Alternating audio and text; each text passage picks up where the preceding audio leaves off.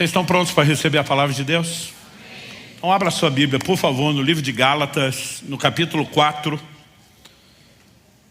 E nós vamos ler do versículo 1 até o versículo 7. Gálatas, capítulo 4, de 1 a 7. Esse vai ser o texto que vai dar não só o tom inicial, mas o trilho da nossa conversa. Eu quero ler na Nova Almeida atualizada. Gálatas, capítulo 4, de 1 a 7. O texto diz assim: digo, porém, o seguinte: durante o tempo em que o herdeiro é menor de idade, em nada difere de um escravo, mesmo sendo senhor de tudo, mas está sob tutores e curadores até o tempo pré-determinado pelo pai. Assim também nós, quando éramos menores, estávamos escravizados aos rudimentos do mundo. Mas, quando chegou a plenitude do tempo, Deus enviou seu Filho, nascido de mulher, nascido sob a lei, para resgatar os que estavam sob a lei, a fim de que recebêssemos a adoção de filhos. E porque vocês são filhos, Deus enviou o Espírito do seu Filho ao nosso coração. E esse Espírito clama: Abba, Pai. Assim você já não é mais escravo, porém filho. E sendo filho, também é herdeiro por Deus. Amém. O apóstolo Paulo faz várias declarações nesses versículos que nós lemos, mas eu queria destacar algumas palavras ou expressões chaves. A primeira delas, filhos. A segunda, herdeiros.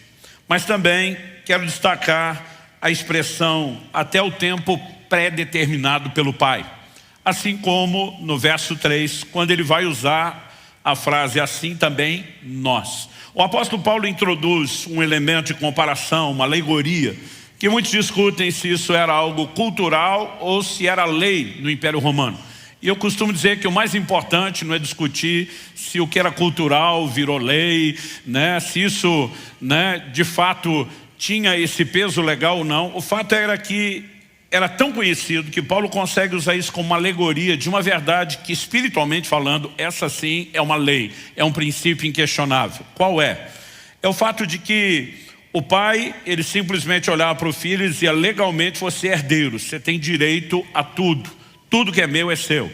No entanto, até o tempo que o pai predeterminasse, e essa idade variava no Império Romano, isso poderia ser aos 16, poderia ser aos 18, há registros disso acontecer até 24, 26 anos de idade. Dificilmente se avançava muito essa idade e dificilmente se baixava essa média aí dos 16 aos 26. Ou seja, o pai dizia para o filho: você pode ser dono de tudo, mas até que chegue a idade certa, você não usufrui da herança.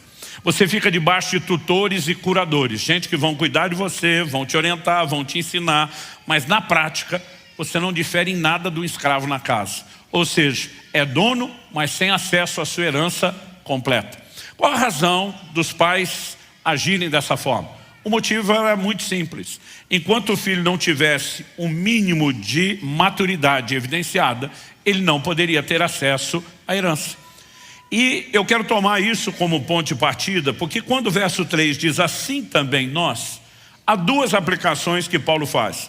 A primeira delas, ele vai dizer: quando éramos menores, estávamos escravizados aos rudimentos do mundo. Vindo a plenitude do tempo, Deus enviou seu Filho. Paulo também vai usar isso como uma comparação para o tempo em que estivemos debaixo da lei, sem acesso à plena herança em Cristo e à nova aliança. Mas a mesma analogia serve para o fato de que eu e você, ele enfatiza no verso 7, somos filhos de Deus. Você pode dizer amém? Mas ele diz no verso 7, se você é filho, também é herdeiro por Deus. A pergunta é: quão herdeiro eu e você podemos nos considerar, quão herdeiros cada um de nós podemos nos considerar de Deus? Em Romanos, no capítulo 8, no verso 17, onde Paulo faz uma abordagem similar, ele diz: se somos filhos, também somos herdeiros, herdeiros de Deus e co-herdeiros com Cristo. Ou seja, co-herdeiro significa herdeiro juntamente com, e significa que eu e você somos tão herdeiros de Deus quanto Cristo é. Isso precisa gerar em mim e em você uma percepção daquilo que nós temos direito quando falamos a respeito de uma herança. Qual é a herança dos filhos? Nós sabemos que nem todos são filhos de Deus, como diz o ditado, todo mundo é filho de Deus, Quem se torna filho de Deus? João capítulo 1, versos 11 e 12 diz: veio para o que era seu, mas os seus não receberam. Mas a todos quantos o receberam, falando de Cristo, Deus deu-lhes o direito de serem feitos filhos de Deus. Nós nos tornamos filhos de Deus quando nos convertemos, né? Quando nos rendemos ao senhorio de Cristo, quando abraçamos por fé a obra de Cristo na cruz e somos regenerados. E a partir do momento que somos feitos filhos, nós somos introduzidos a esse lugar de herança. E quando a Bíblia fala de herança, ela literalmente está dizendo que tudo que é de Deus é nosso. Eu esperava um pouco mais de empolgação da sua parte. Eu sempre tive mania, viajando por aí, olhando para tudo que era bonito. Eu gostava de comentar com aquele papai que fez, né? Eu olhava para toda a imensidão de todo lugar onde passava e dizia: tudo isso é nosso. Porque não há uma forma diferente de eu e você olharmos para isso. E eu não me refiro meramente a questões materiais, tangíveis, palpáveis. É lógico que nós temos uma herança eterna, essa não será usufruída na sua plenitude ainda. Mas em 1 Coríntios, no capítulo 3, no verso 22, Paulo diz: tudo é vosso. Ele também vai dizer: vós de Cristo e Cristo de Deus. Então a pergunta é: se tudo é vosso, não é algo literal, então as outras frases da mesma declaração, e vós de Cristo e Cristo de Deus, também não deveriam ser vistos como literais. Mas se nós somos de Cristo, literalmente, não há o que questionar ou relativizar. Se Cristo é de Deus, literalmente, não há o que questionar ou relativizar, a frase tudo é vosso também não deveria ser relativizada. Nós precisamos entender que é um universo, né, de bens, dádivas que Deus nos disponibilizou. O apóstolo Paulo diz que, Efésios capítulo 1, verso 3, que Deus já nos abençoou com toda sorte de bênçãos nas regiões celestiais em Cristo Jesus. Qualquer bênção que você puder imaginar é parte da sua herança.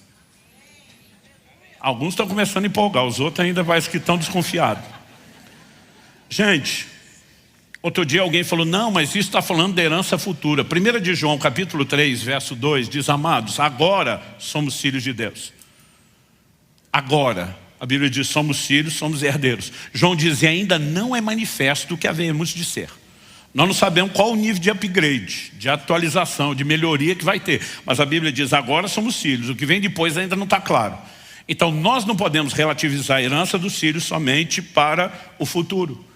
Mas o que muitas vezes nós não tomamos conhecimento é de que essa falta de percepção do que é nosso nos impede de usufruir aquilo que está à nossa disposição.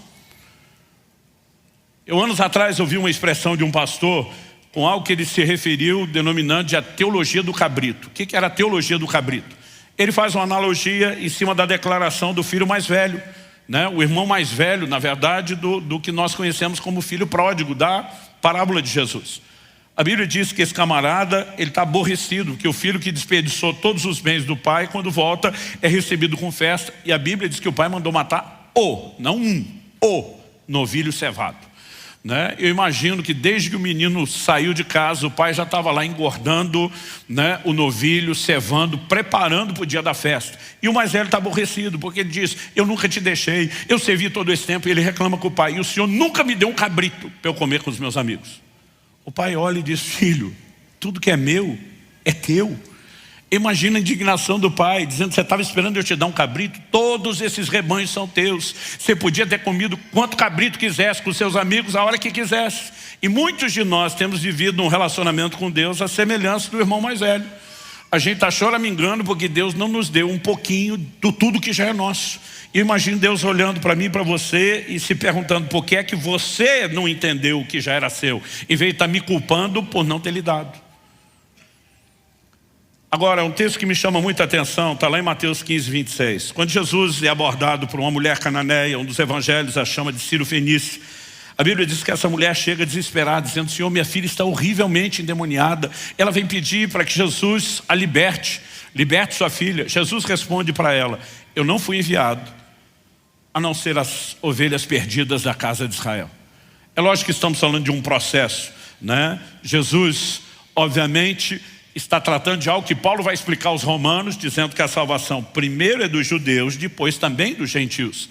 Indiscutivelmente, os gentios seriam incluídos no plano e no propósito de Deus, mas na ordem, por conta de uma aliança que Deus fez com Abraão, primeiro os judeus. E Jesus está dizendo: eu estou vivendo a primeira etapa, a porta para os gentios ainda não está aberta.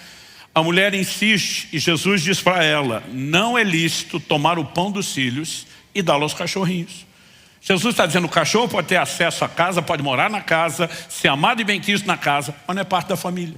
Eu lembro quando meus filhos eram pequenos, né? Estamos falando do início da Alcance, mais ou menos 2005. Era uma febre no Brasil na época a gente colocar uns adesivos de família, né? A figura do pai, da mãe, da quantidade de filhos nos carros, tentando promover a mensagem, o valor da família. E meus filhos começaram a campanha para a gente colocar adesivo de um cachorrinho junto.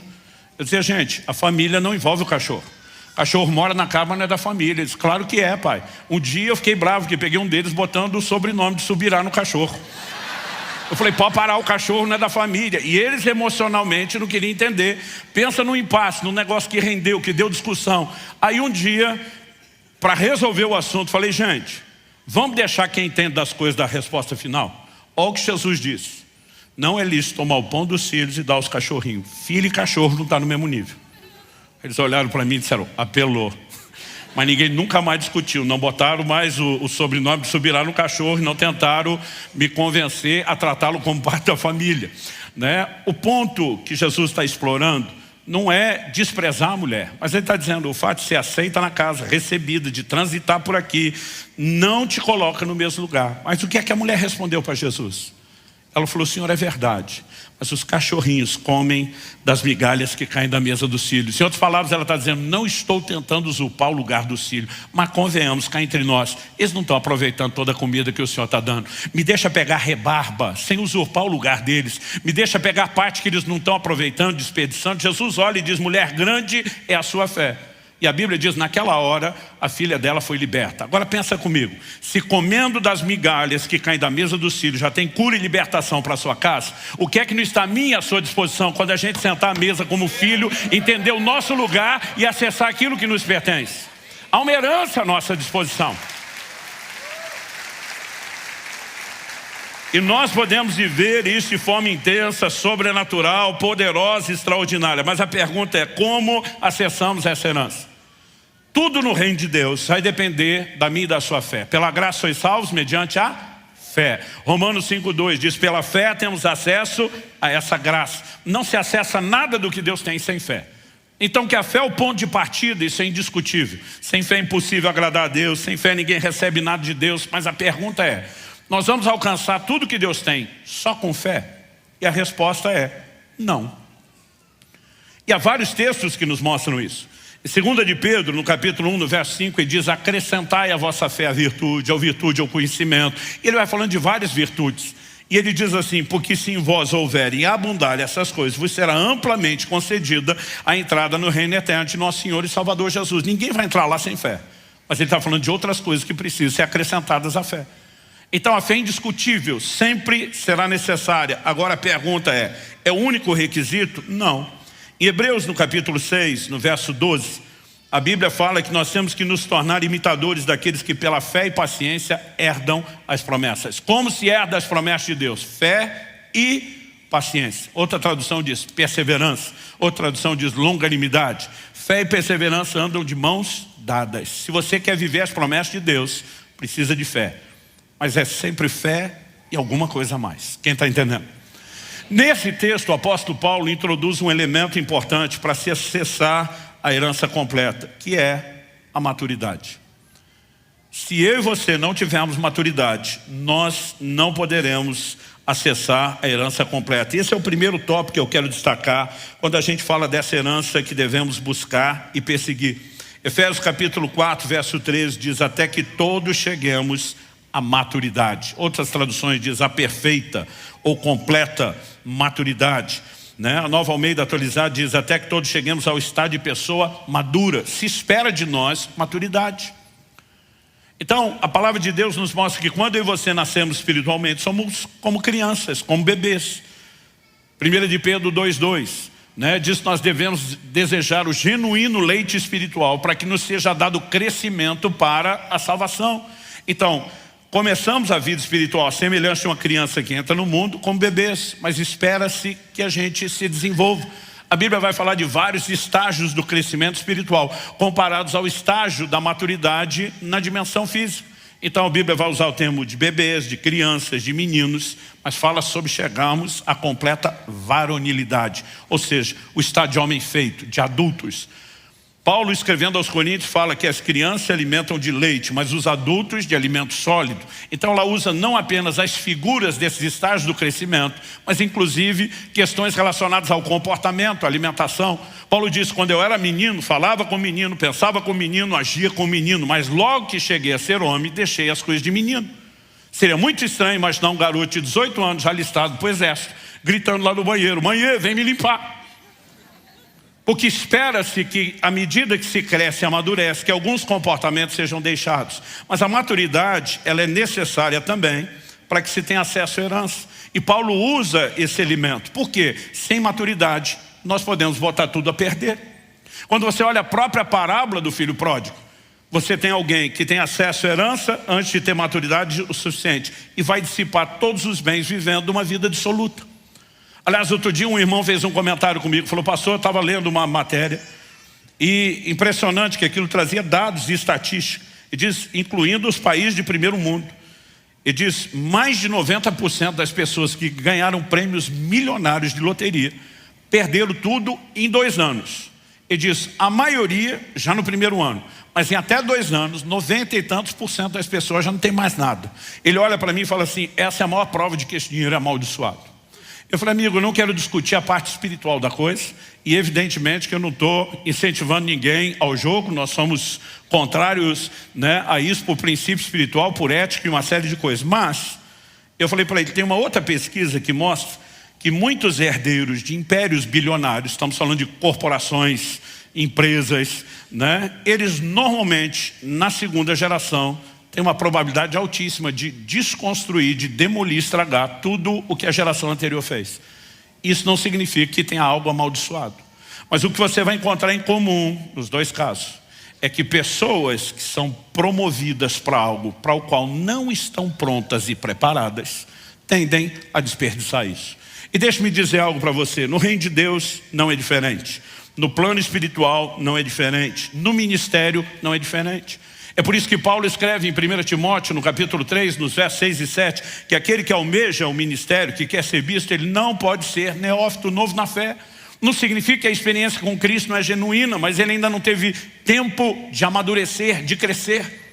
E nós precisamos entender isso. Aliás, pense algo que tem trazido problema para o reino de Deus, desde a primeira geração, desde o início da história da igreja, são líderes imaturos. João escreve a respeito de um camarada na sua 3ª epístola chamado Diótrefes, que eu tomei a liberdade de apelidar de Idiótrefes.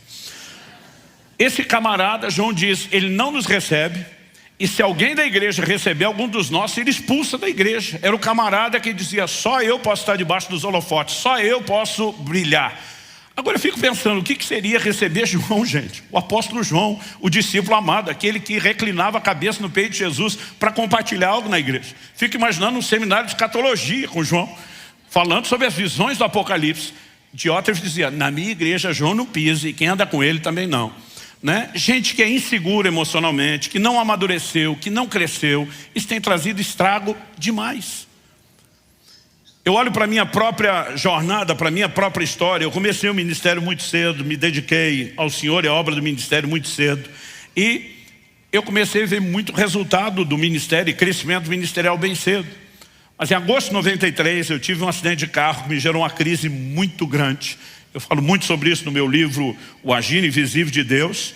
E eu lembro que 1 ano e pouco depois, quando estava sendo ordenado ao pastorado, nosso querido, saudoso pastor Francisco teve uma experiência quando impôs as mãos sobre mim.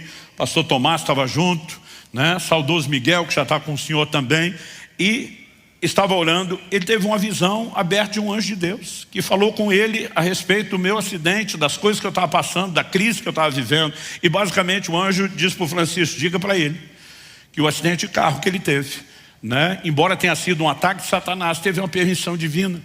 E ele começa a falar a respeito de como eu não estava pronto e preparado para aquele lugar onde eu estava entrando.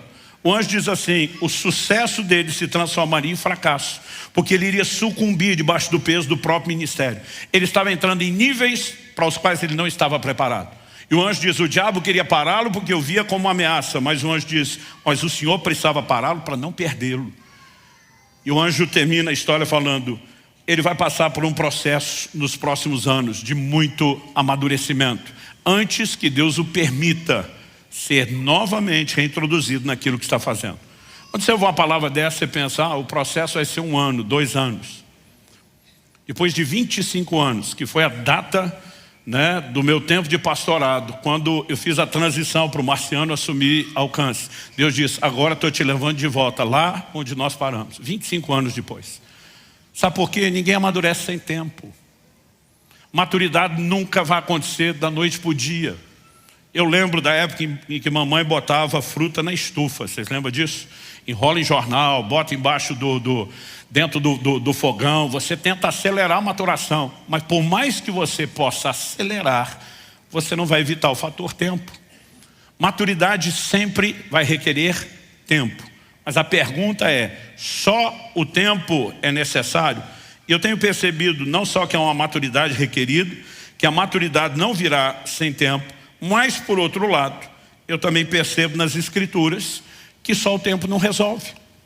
Então, Jesus fala de processos usando figuras da natureza que são similares àquilo que nós vamos experimentar no plano espiritual. Por exemplo, em Marcos 4, de 26 a 29, ele diz, o reino de Deus é semelhante ao homem que planta a semente. Ela brota sem ele saber como. Aí Jesus diz, primeiro vem a erva, depois a espiga, depois o grão cheio na espiga, mas só vai colher quando estiver maduro. Desde o processo do plantio, germinação, tudo isso, cada etapa envolve tempo. Essas coisas não vão acontecer todas da noite para o dia. E a nossa maturidade também não. Mas insisto na pergunta, só o tempo garante tudo? E a resposta é não.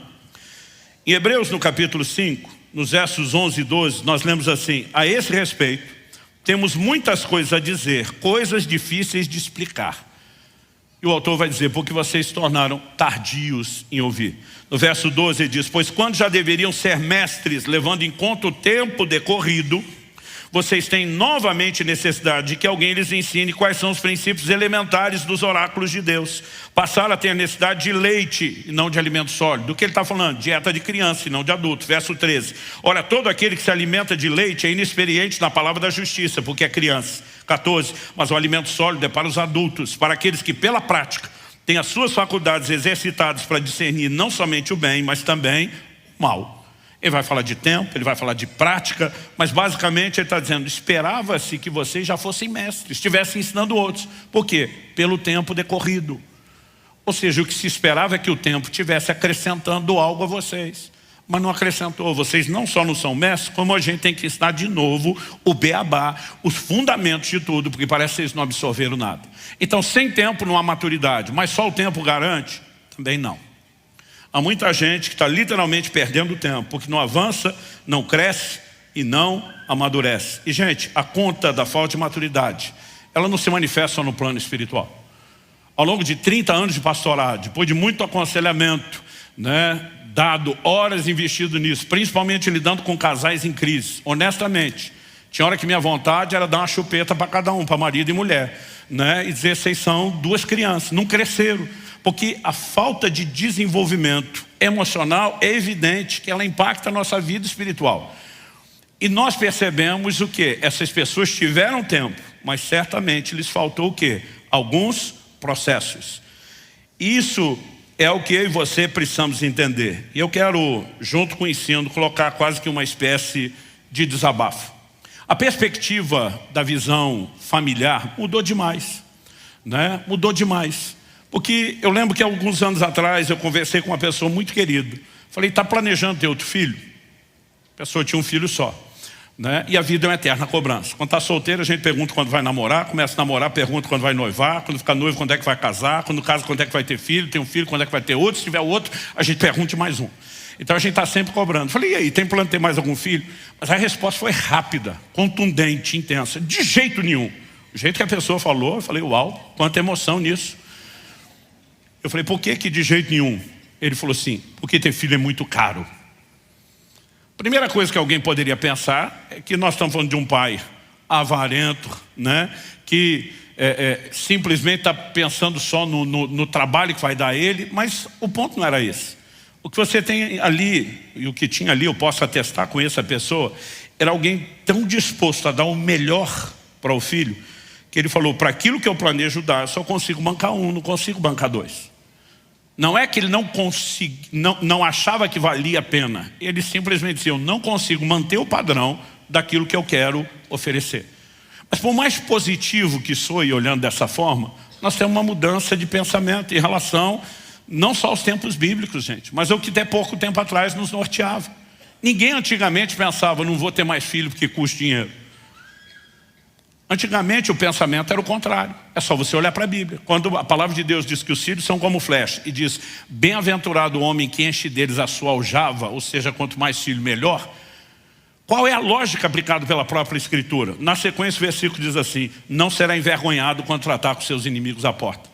Quanto mais filho, principalmente agora falando dos homens, nesse caso específico, o camarada tivesse, na hora de resolver a treta com qualquer vizinho na porta, com aquele monte de guarda-roupa atrás dele, de braço cruzado e cara de bad boy, mais segura a família estava.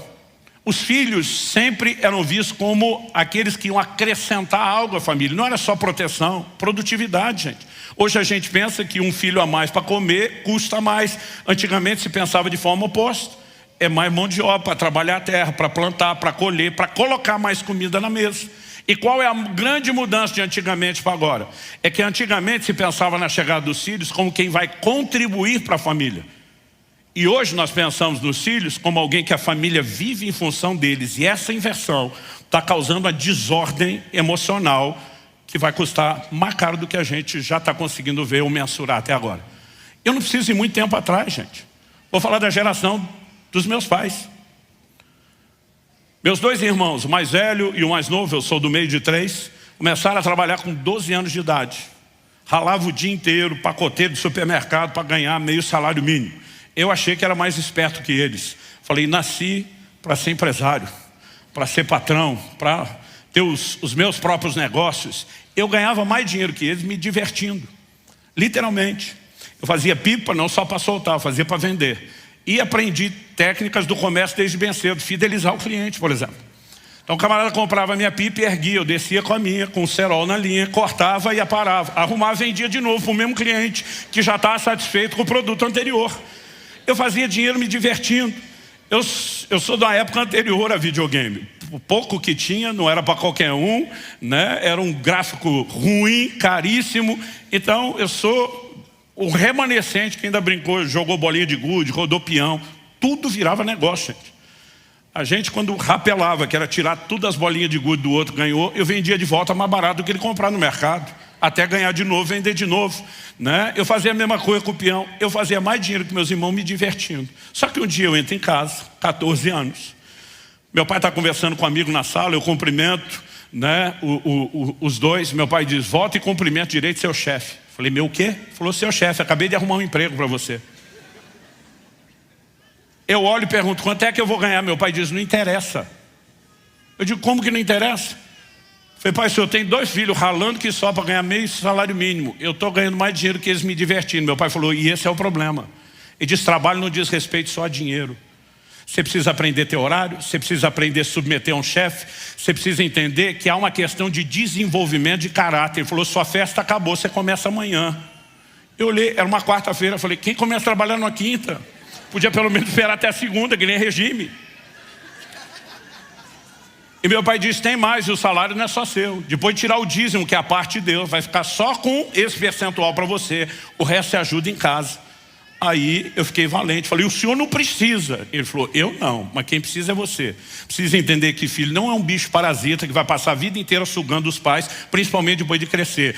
Que ele é parte da família. Se é parte da família, não só usufrui, ajuda a construir. Então a partir de agora vai ajudar dentro de casa. Papai subiu o tom, eu, sim senhor. Só que hoje em dia a mentalidade mudou. Os pais querem fazer tudo pelos filhos. Aliás, parece que é uma geração frustrada, dizendo, meus pais não me deram tudo. E aí eles decidiram estragar a próxima geração, sem entender que processos que você passou te ajudaram a crescer. E aí nós começamos a sabotar essas coisas. Gente, a mentalidade mudou demais. Por que é que os pais hoje estão dizendo, não quero ter mais? Custa muito, porque eles só pensam o tempo todo em tudo que eles têm que fazer. Mas não há uma visão de que os filhos precisam participar. Não estou falando, gente, de criança. Mas estou falando de gente que cresceu e precisa ser preparado para a vida. Quem está me entendendo? Então, se nós não mudarmos essa mentalidade, começando da criação dos filhos dentro de casa, nós não vamos produzir amadurecimento. Eu lembro que eu comecei a ter determinadas percepções em Deus, palavras proféticas, e eu sabia, por exemplo, meus filhos, era regra de casa, nunca foi regra para a igreja. Meus filhos não podiam namorar antes dos 18 anos. Mas eu falei para minha esposa, falei, amor, nosso filho não namora antes dos 18, mas não sei se chega aos 19 para casar.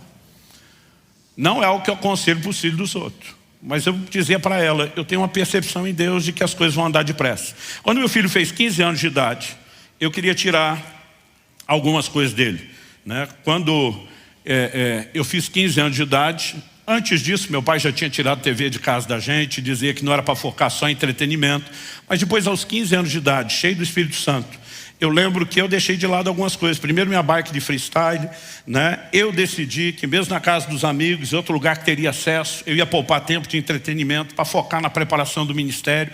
Então quando o Israel estava chegando perto dos 15, falei para minha esposa, falei, vou tirar o skate dele. O dele não era uma bike de freestyle, era o skate. Falei, vou tirar o skate e o videogame. Falou, por quê? Eu falei, está na hora de preparar esse menino, porque a gente não tem muito tempo para acelerar a maturação dele. Eu lembro que eu fui pregar numa igreja em outro estado. Eu só tinha falado daquilo com a Kelly e mais ninguém. Quando termina o culto, estamos debaixo de um mover de Deus tremendo, e alguém bota eu ajoelhado no chão, me acabando de chorar, alguém bota a mão nas minhas costas e diz, Deus mandou te dar uma palavra que não precisa explicar para você entender. Deixa o menino com o skate e o videogame. Não mexa nisso, porque ele tem pouco tempo para se divertir, porque ele vai ter que virar um homem muito depressa, porque tudo o que Deus tem na vida dele vai acontecer depressa. Eu falei, ok, vou dar um tempo a mais. Mas quando foi chegando perto dos 18, meu filho ganhou uma bolsa de estudo para estudar nos Estados Unidos. E eu sentei com ele e falei, filho, glória a Deus que não se paga pelo estudo, mas só morar lá, viver custa. Então você vai ter que comer, você vai ter que morar. Por mais simples seja a vida, vai custar e vai custar em dólar. Você tem noção de quanto é? Não, eu falei, eu fiz um levantamento para você. Não, pai, mas eu tenho meu salário que eu vou trabalhar à distância. Falei, a hora que fizer o câmbio, isso aí é nada. Aí quando eu mostrei para ele que com o salário dele ele bancava 1/3 do custo dele, ele desesperou. Mas daqui a pouco ele se ilumina e diz, não, mas tem fulano de tal. Era uma pessoa que a gente nem tinha muito contato, e procura ele e falou, Deus mandou te ajudar, você é um mantenedor. Todo mês, mesmo antes de você ir para lá, eu te dou tanto. Eu falei, ok, faz o câmbio. Ele falou, só tem 2/3. Falei, pois é, você não tem nem o que você precisa para sobreviver. Ele falou, pai, você não vai me ajudar? Falei, estou disposto a ajudar com outro 1/3. Mas não faço mais do que isso. Você não vai ter luxo nenhum, mas a primeira coisa que você tem que aprender. Falei, você está pensando em casar logo. Quem não sabe cuidar do orçamento como solteiro não merece ter uma família para cuidar. Então ou você aprende a ser sério no seu orçamento enquanto solteiro, ou eu não te deixo levar esse negócio adiante. Então vou jogar duro com você. Eu falei, o seu dinheiro, os seus 2/3 vão passar por mim para eu unir com o meu terço e eu te mandar todo mês. Eu só te mando no primeiro dia do mês o dinheiro. Se você gastar o seu dinheiro antes de terminar o mês, você está lascado, porque eu não vou te socorrer. Você está me entendendo? Tô. Repete. Nenhum filho gosta disso. Eu falei, você sabe quando eu falo algo. É que nem os decretos dos reis da Média e da Pérsia, irrevogável. Eu falei, eu não estou de brincadeira. Você tem isso para comer, você pode dividir por 30 dias e dizer, eu como isso todo dia, vai dar certo. Eu preferia comer um pouquinho pior nos 5 dias da semana e no fim de semana comer melhor. Mas você gerencia como você vai fazer. Se você gastar o dinheiro antes, não me peça que eu não te socorro. E aí de vocês tentar passar por cima de mim e na sua mãe. Primeiro mês tudo bem, segundo mês tudo bem, terceiro mês, falta 3 dias para acabar o mês, ele me liga. A gente falava praticamente todo dia, mas a conversa começa assim, então pai. Quando o filho começa, então pai, já levanta a bandeira vermelha. Falei, então o quê? Falei, eu sei que ainda falta 3 dias para acabar o mês, mas o senhor não pode me adiantar o dinheiro do mês seguinte? Falei, não. Falou, o senhor não tem? Falei, tenho, o dinheiro está parado na conta, mas nós temos um trato. Falei, pai, mas são só 3 dias. Falei, te digo mesmo, são só 3 dias, você espera. Ele falou, pai, o senhor não está entendendo a gravidade. Falei, então me explique. Ele falou, eu não tenho o que comer. Meu dinheiro acabou, não tomei café hoje, eu não almocei. E é por isso que eu estou aqui botando o rabo no meio das pernas te pedindo ajuda. Eu falei, jejua. Ele falou, o quê? Eu falei, jejua esses 3 dias. Eu Falei, pelo horário você está me ligando, você já teve aula de manhã, uma sexta-feira, agora é só sábado, domingo, nem aula você tem. Eu falei, vá para casa de oração, se você não tiver força, fica deitado 3 dias no chão.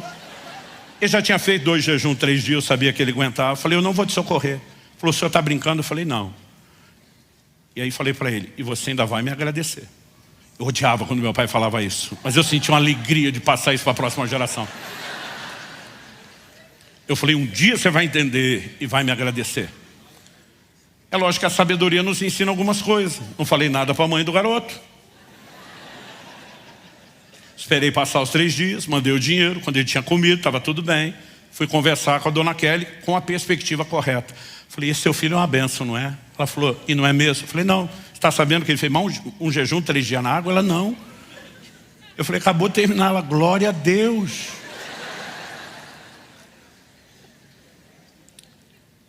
Aí, eu falei, tá certo que eu tive uma pequena participação. Ela falou, você é um pai incentivador. Eu falei, então, dessa vez não foi só incentivo, fui eu que mandei ele jejuar. Não, mas quando você tem esses comandos de Deus, é muito importante. Eu falei, não foi comando de Deus não, mandei porque o quê? Ele falou, o que é que você não está me contando? Eu falei, respira, não surta. Seu garoto é maior de idade, não é mais um bebê. Lembrou disso? Lembrei. Aí eu contei a história para ela. Eu falei, amor, isso não é cruel só para uma mãe. Isso foi difícil até para mim. Mas eu tive um comando claro de Deus. Se você socorrer ele agora, ele não vai aprender nunca. Ele vai folgar todo mês. Eu preciso forjá-lo, eu preciso transformá-lo num homem. Eu sei o que eu estou fazendo. Eu estou confiante em Deus. Ela falou, mesmo assim é difícil. Por que eu estou dizendo isso? Eu quero pedir um favor a vocês, mães. Se não fosse o amor de uma mãe, nós os filhos cresceriam tudo lesado. Mas assim, lesado em alto nível. Porque Deus fez todas as coisas com sabedoria. E a mãe tem uma capacidade de conforto, de consolo inigualável. Mas mãe, me ouça, tudo que Deus fez foi com sabedoria. Não só o amor e o consolo da mãe. A severidade de um pai é importante no desenvolvimento do caráter e na formação de todos os filhos. E eu quero pedir algo a vocês. Parem de atrapalhar os seus maridos a serem firmes.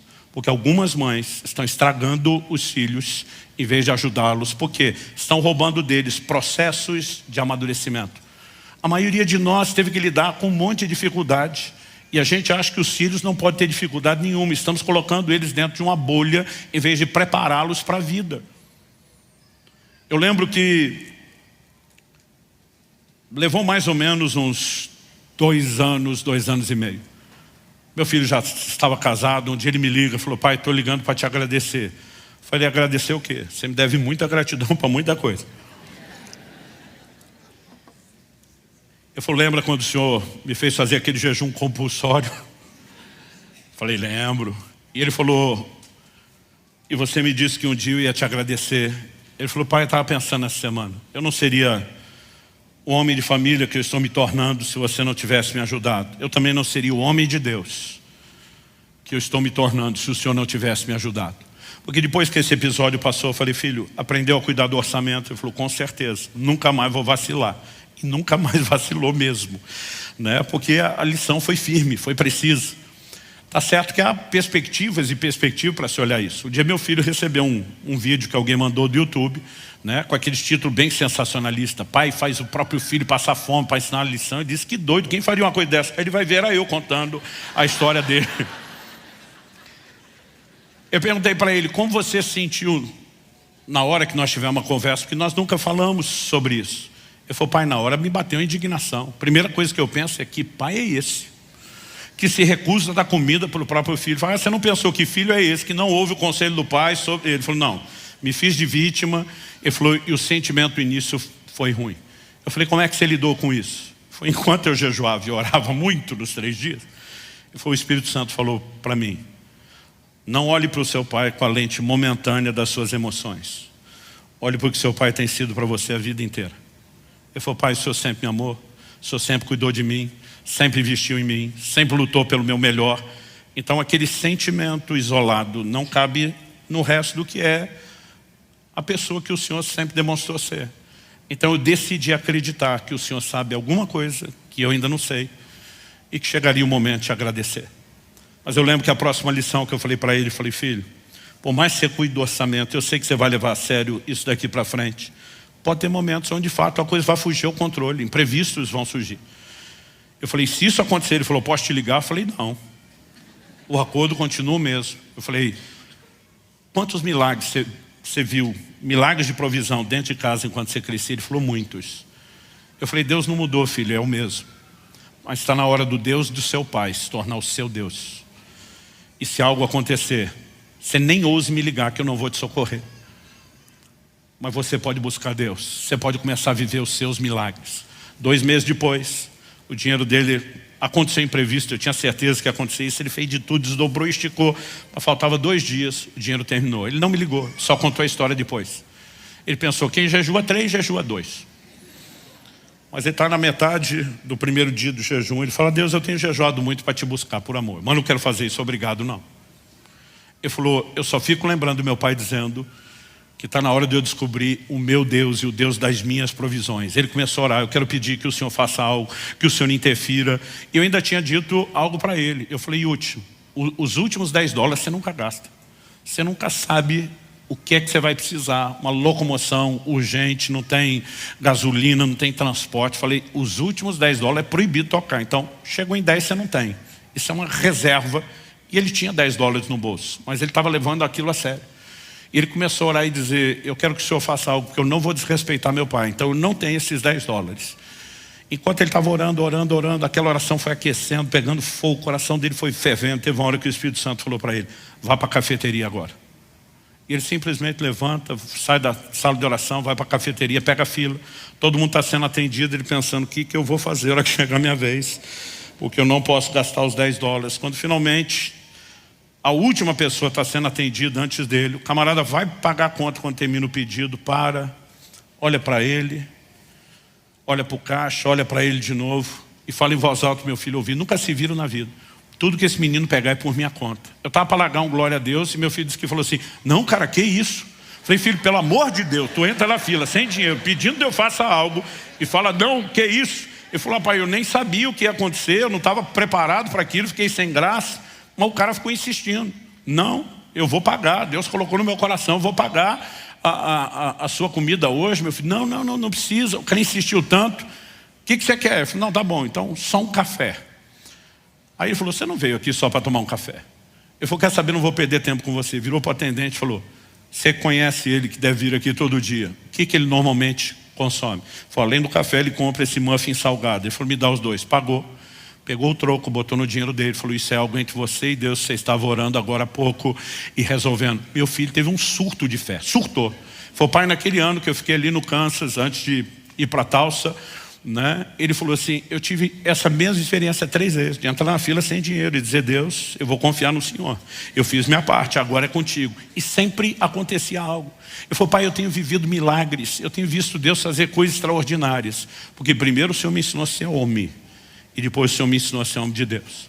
Eu falei, não pense você que já me agradeceu tudo que podia, você ainda vai me agradecer mais. Mas é bom você ver o resultado disso. Mas queridos, preste atenção. Nós precisamos resgatar algumas coisas que diz respeito ao entendimento de processos. Eu lembro de um dia que eu chego em casa e minha esposa não está triste, mas não está feliz. As mulheres às vezes são difíceis de decifrar, mas tem hora que você não entende, mas você sabe que tem algo que não está legal. Falei para minha esposa, falei, está tudo bem? Tá. Falei, não está. Tá, não está. Você não está feliz, não está triste. Esse é o problema, você não está nada, você está estranha. Com muita dificuldade apertando, ela, estou com dó de Israel. Eu falei, dó por quê? Falou, ele está lá nos Estados Unidos, sem dinheiro para quase nada. Eu falei, meu amor, e você estudamos escola pública. Nós é que não tinha dinheiro para nada. O menino está na América, mesmo que estiver passando fome, está passando fome na gringa. Eu falei, o que é que está pegando? Isso, na verdade, foi antes do jejum compulsório. Ela falou, não, a gente estava numa chamada de vídeo, teve uma hora aqui na cozinha, eu passei na frente da cesta de fruta. Ele falou, ai mãe, que saudade dessas frutas, porque a verba aqui não dá para comer fruta, aqui fruta é cara. Falou, estou com a dó dele. Continuei a conversa, encerrei sem dar na cara, saí, peguei meu telefone, subi para o andar de cima, o quarto onde ela não ia ouvir, chamei meu filho. Ele olhou, pai, tudo bem? Falei, tudo bem, coisa nenhuma. Falei, eu estou te criando para ser homem. Você quer casar? Quero. Então aprenda a ser homem. Homem não chora com mulher. Você não chora com a sua mãe, você não chora com a sua esposa. Se você quiser chorar, chora com Deus, chora comigo, chora com os seus amigos. Mas você tem que ser homem e trazer estrutura, estabilidade emocional para sua casa. Próxima vez que você chorar que não tem fruta para comer para sua mãe, não vai faltar só fruta para você comer. Você está me entendendo? Sim, senhor. Eu lembro que meses depois aquele falou, acho que Israel adaptou bem, nunca mais reclamou de nada. A gente tem que mudar a maneira como estamos tocando nossa casa, gente. O propósito da administração não é falar sobre família, mas eu não quero jogar fora esse gancho, porque muitos de nós estamos tendo problemas com Deus, por questões que nos faltaram dentro de casa. Uma geração que cresce com limites, ouvindo não, ouvindo espere, não tem dificuldade quando Deus fala não ou espere. Mas uma geração mimada, que cresce sem nunca ouvir não, nem espere, quando Deus vai falar não, e Deus não vai jogar o jogo que seus pais jogaram com você se foram moles, aí você começa a ter um monte de gente com crise de fé. Deus não me ama, Deus não está fazendo tudo que eu quero na hora que eu mando. E nós temos um monte de gente abalada porque não entende o processo. Quais são os processos, gente? Tiago capítulo 1, para a gente encerrar. Versículos 2 a 4. Meus irmãos, tenham por motivo de grande alegria. Se a Bíblia falasse motivo de alegria já é um desafio, mas aqui está dizendo de grande alegria. O quê? O fato de passarem por várias provações. Não é nem só provações, várias. Motivo de grande alegria passar por várias provações. Por quê? Sabendo que a provação da fé que vocês têm produz perseverança. O texto continua e diz, ora, perseverança deve ter ação completa para que vocês sejam perfeitos e íntegros, sem que lhes falte nada. Meu querido, se eu pudesse entrar numa hipotética máquina do tempo, voltar atrás, arrumar, mudar tudo na minha vida que eu quisesse, eu posso te dizer hoje com toda certeza, eu não escaparia de nenhuma dificuldade que eu passei. Porque foram elas que me forjaram, foram elas que me fizeram crescer, amadurecer. Elas foram processos de Deus. E muitas vezes o desespero, a aflição que a gente está, a falta de alegria, é porque a gente já sabotou tanto isso dentro da própria criação, onde nós não temos nem perspectiva para que Deus possa usar. Aliás, quando o camarada está lendo lá que Deus nos corrige, como o pai corrige o filho a quem ama, tem gente que nem consegue entender mais perspectiva de amor. Porque a correção está desaparecendo da casa de muitos. E nós perdemos completamente a capacidade de entender, de relacionar com Deus e de corresponder com Ele por outro lado. Então me deixa recapitular. Nós somos filhos, como filhos somos herdeiros. A herança é muito maior do que nós podemos mensurar. Mas para ter acesso a ela, nós vamos precisar de mais do que fé. Vamos precisar de maturidade. Maturidade não virá sem tempo, mas também não virá só com tempo. Vai requerer processos. E nesses processos, nós vamos experimentar. Eu lembro quando era criança e às vezes acordava reclamando de dor. Minha mãe explicava que eram as dores do crescimento. Durante muito tempo achava que isso era mito. Depois descobre que é verdade. A criança tem uma hora que acelera o crescimento, está literalmente esticando. E vai ter, inclusive, dores físicas. E há momentos que no plano espiritual, eu e você vamos sentir algo parecido. Jesus usa uma outra analogia. Diz que quando chega a hora da mãe dar a luz ao filho, ela sente tristeza. Mas logo depois ela não vai lembrar da tristeza, por causa da alegria de abraçar o filho que chegou. Há momentos onde nós vamos passar por provas e elas vão gerar desconforto. Mas quando eu e você chegarmos no resultado final, nós vamos descobrir que nós saímos melhores do que entramos. Mas esse amém não foi ainda empolgado. Deixa eu tentar te convencer. Os 3 amigos de Daniel, Ananias, Misael e Azarias, são lançados na fornalha. A Bíblia diz que quando eles saem com uma intervenção divina, não tinha cheiro de fumaça, não tinha queimado um fio de cabelo. A Bíblia diz que o fogo não teve poder sobre eles. Nada havia queimado, exceto uma coisa. Qual foi a única coisa que queimou? O rei Nabucodonosor, Daniel 3, 24 e 25 diz, nós não lançamos 3 homens amarrados dentro do fogo. O povo está em volta e diz, é verdade, rei. Diz, mas eu vejo 4. Tinha um a mais, você sabe muito bem quem era. Ele diz, eu vejo 4 homens soltos, andando pelo meio do fogo. A única coisa que o fogo teve o poder de queimar eram as amarras que os prendia. Deus não envia a prova para destruir você. Deus usará a prova para destruir aquilo que te prende, aquilo que te impede de crescer. E quando eu e você saímos, não vai ter cheiro de fumaça, não vai ter lembrança, mas também não vai ter mais amarra. Lucas 22, 31 e 32, Jesus tem uma conversa estranha com Pedro. Como diria o carioca, sinistra. Jesus disse para Pedro assim: Simão, Simão. Aliás, toda vez que eu chamo alguém pelo nome 2 vezes seguido na Bíblia, e você vai encontrar isso 7 vezes, sempre o que vem na sequência é uma crise. Jesus disse: Simão, Simão, Satanás pediu para peneirar vocês como se peneira o trigo. Você imagina se isso é uma conversa que você tem com Jesus? Quão agradável. O diabo está querendo passar a peneira nos 6 para ver o que é que sobra. Aí, imagino Jesus fazendo uma pausa dramática e o Pedro: Jesus, o senhor não ia deixar, né? Aí Jesus está quieto e o Pedro: Jesus, o senhor não ia deixar. Aí Jesus olha para o Pedro e diz: Simão, eu roguei por ti, para que a tua fé não desfaleça. Traduzindo, permissão concedida, Pedro. A peneira vai comer solta. Mas isso não significa que eu esteja abandonando você. Eu sigo intercedendo por você. Mas Jesus diz para ele: quando tu te converteres, fortalece os teus irmãos. Ele está dizendo: você vai sair dessa melhor do que entrou.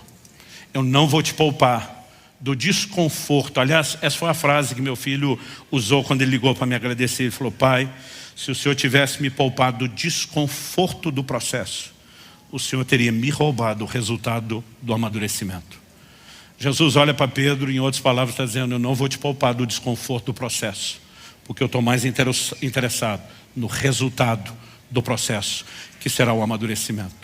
Vamos ficar em pé para parecer que está acabando?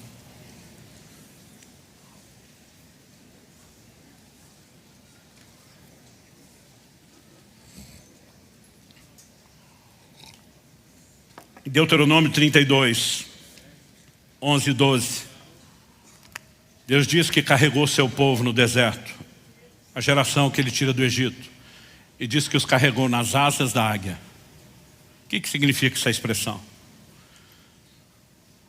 Águia não é um meio de transporte, tipo ônibus que você vai ver carregando passageiro.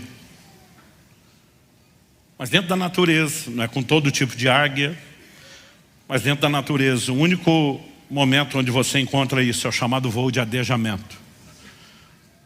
Chega um momento onde a águia mãe olha para os filhotes e ela sabe que chegou a hora de deixar o ninho. Mas é confortável demais para eles ficar lá. E ela começa a expulsá-los do ninho. E muitas vezes a águia tira o filhote na asa e se lança num voo que a princípio pode parecer panorâmico. E de repente ela dá uma sacolejada na asa e diz: te vira. E no susto e no desespero, os filhotes normalmente aprendem a voar. Há casos onde ela tem que dar o rasante e recuperar o filhote que ainda não conseguiu voar. Quando a Bíblia usa esse paralelo, de alguma forma Deus está dizendo: eu também vou tirar vocês da zona de conforto. Em alguns momentos vai parecer que eu estou jogando vocês na fogueira, mas eu quero que vocês cresçam. Mas quanto mais mimada for uma geração por processos que nos são roubados, mais dificuldade nós vamos ter de entender a maneira como Deus lida. Mas preste atenção, seus pais foram moles com você. Deus não vai jogar o jogo deles. Ele não vai abrir mão de princípios. Então você entende isso pela sabedoria bíblica e aceita o conforto do Espírito Santo. Ou o processo será mais doloroso, mas que vai rolar, vai rolar. Mas qual é o resultado final? Não é um Deus querendo que eu e você soframos. É um Deus querendo nos levar ao resultado do amadurecimento, para que a gente possa acessar uma herança ainda maior, na sua plenitude. Quem está entendendo, diga amém. Pai, nós oramos pedindo graça e favor, não apenas para o entendimento, mas para a aplicação da Tua palavra de forma pessoal, individual. Oramos que o Senhor, além de trazer compreensão dos princípios da Tua palavra, que o Senhor provoque e gere em nós a devida resposta de entrega, de rendição, de confiança no Senhor e nos seus cuidados. Nós pedimos graça e favor do Senhor, tanto para que possamos ter famílias que natural e emocionalmente promovam um ambiente de crescimento e amadurecimento, como também, ó Deus, que possamos viver um ambiente de preparação dos filhos espirituais, para que possam viver os processos de maturidade, porque será a única forma através da qual teremos acesso à herança plena. Eu sei que há alguns que estão nesse momento sentindo as dores do crescimento. E nós clamamos bálsamo sobre o coração deles. Nós não te pedimos que o Senhor os poupe do desconforto do processo, apenas que o Senhor os sustente e que eles consigam vislumbrar aquilo que os aguarda depois. Que haja fortalecimento sobrenatural para que o processo não seja interrompido, não seja abortado, mas chegue ao seu pleno resultado. Que cada um de nós possa viver todos os teus processos, crescer e chegar nesse lugar que o Senhor planejou para cada um de nós. A perfeita varonilidade, o estado de pessoa adulta, completa. Nós oramos em nome de Jesus e para a glória de Deus. Se você crê e concorda, diga amém. Se você recebe essa palavra, diga eu recebo em nome de Jesus.